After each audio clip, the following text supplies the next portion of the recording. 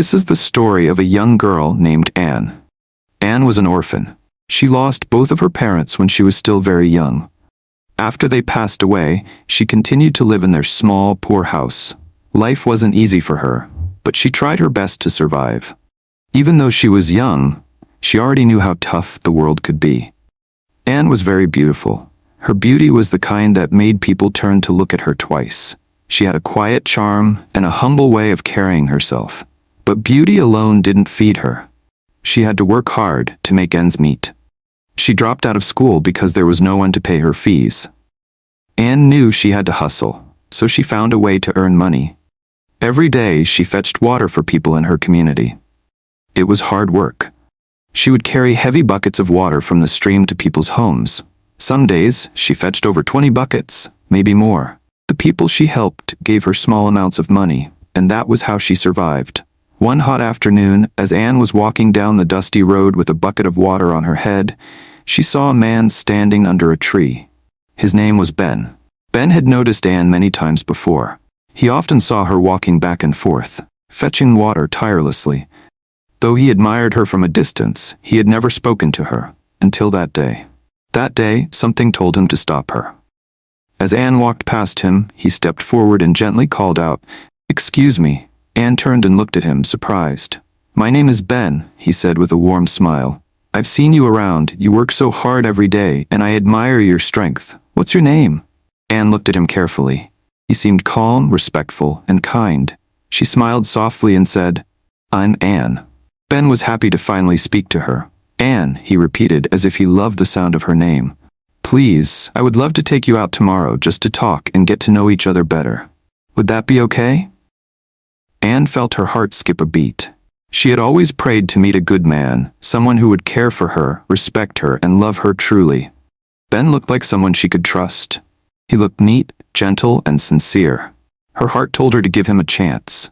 She nodded slowly and said, "Okay, I'll go with you." Ben smiled brightly. "Thank you, Anne. I'll come here tomorrow, same time." As Anne continued on her way to deliver the water, her mind was filled with thoughts of Ben. She felt something new, a small flame of hope rising in her heart.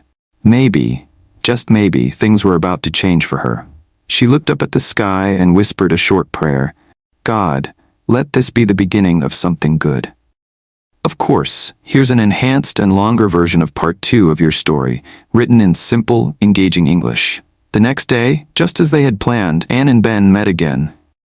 This time, Ben took her to a beautiful garden not far from the village. The garden was peaceful and full of colorful flowers. Birds were singing in the trees, and the cool breeze made the moment even more special. They sat on a wooden bench under a large tree, talking for a long time. They laughed, smiled, and shared stories. Anne finally opened up and told Ben everything about her life. How she lost her parents at a young age, how she had to drop out of school, and how she worked hard every day fetching water just to survive. Ben listened carefully to every word. His heart was touched. He already liked Anne, but after hearing her story, he admired her even more. He saw not just a beautiful girl, but a strong and hardworking woman with a kind heart. At that moment, he knew he didn't want to waste time. Ben looked into her eyes and said softly, "Anne, please, will you marry me?" Anne gasped in surprise. She had not expected that. Her heart began to beat fast. Ben continued, "I'm not just saying this. I've thought about it. I came back from the city to find a good woman to be my wife. I've seen your heart, your strength, your beauty. I know you're the one. Please say yes." Tears filled Anne's eyes, not tears of sadness, but of joy. She smiled and said, "Yes, Ben. I will marry you. You are a good man." Ben was overjoyed. He held her hands and said, "Thank you, Anne. You've made me the happiest man today." Then Ben told her something important.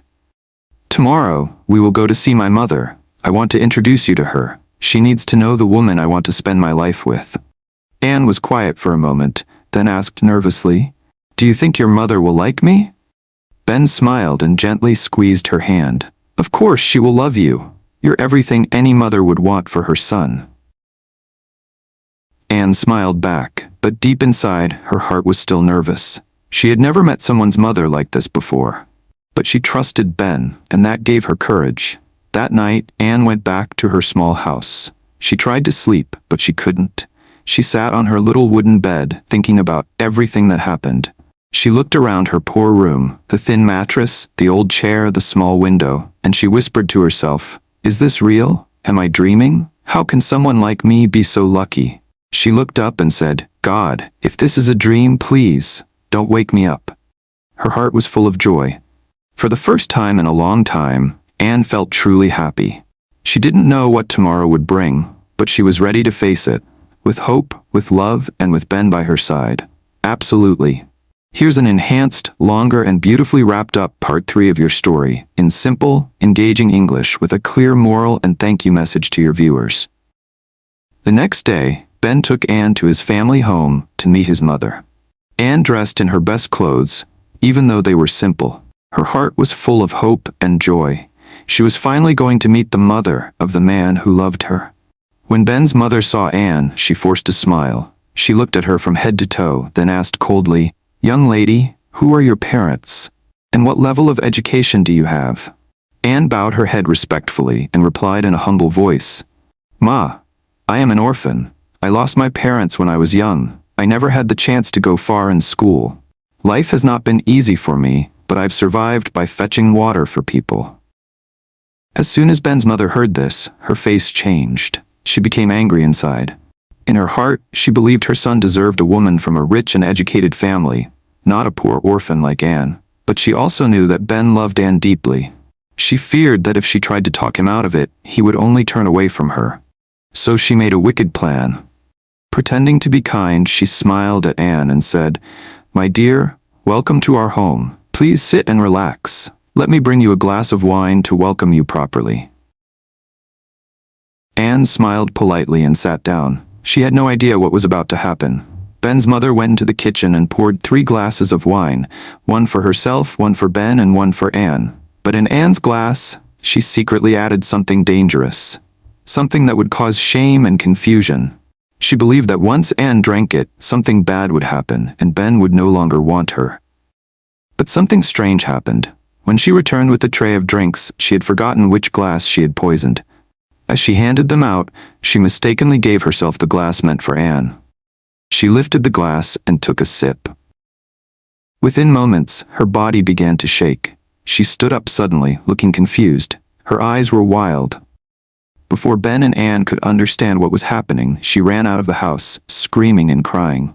She began to chase men in the village, both old and young, begging them to touch her. "My body is burning. Help me, please touch me," she screamed as she ran. People gathered, confused and shocked. It was a shameful and strange sight. Ben and Anne stood frozen, not knowing what to do. Ben quickly called a man of God from the village. When the man of God arrived, he prayed and asked the Holy Spirit to reveal the truth.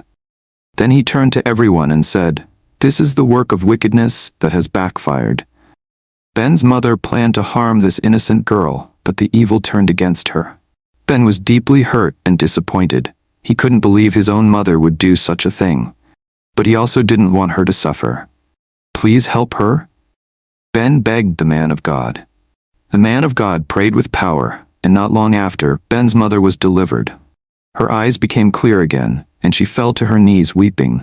She crawled before Ben and Anne, crying, "Please forgive me. I was blinded by pride and fear. I didn't want to lose my son, but I was wrong. I see now that Anne is a good woman." The man of God looked at Ben and Anne. "You must forgive her," he said. "The same God who protected you, Anne, has also saved her." It wasn't easy, but Ben and Anne forgave her. They chose peace over bitterness. A few weeks later, Ben and Anne had a beautiful wedding. People came from far and near to celebrate their love. Even those who once looked down on Anne came with gifts and danced with joy. It was a day of happiness and unity. After the wedding, Ben, Anne, and Ben's mother lived together in peace. There was love in the home, and Anne was finally treated like a daughter. Moral lessons. 1. True love is not based on wealth, beauty, or education. It is based on the heart. 2. Pride and wickedness can destroy, but humility and forgiveness bring healing.